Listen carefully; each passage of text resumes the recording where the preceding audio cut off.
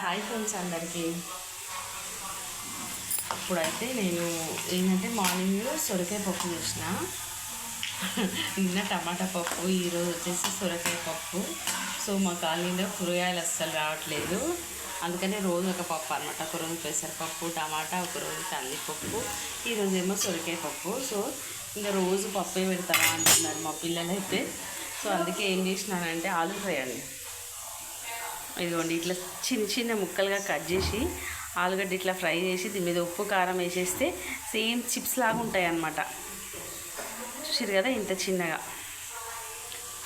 ఇట్లా. ఇవి మాడిపోతున్నాయి, మరి ఎక్కువ మాడితే కూడా ఇట్లనే ఉంటాయి. జస్ట్ ఈ లైక్ ఈ కలర్ వచ్చేది brown colour, golden brown colour వచ్చేస్తే సరిపోతుంది అనమాట. కొంచెం లైట్గా ఉప్పు కారం వేసేసుకుంటే బాగుంటాయి.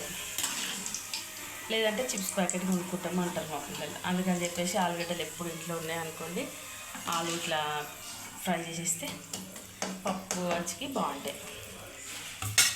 అదనమాట.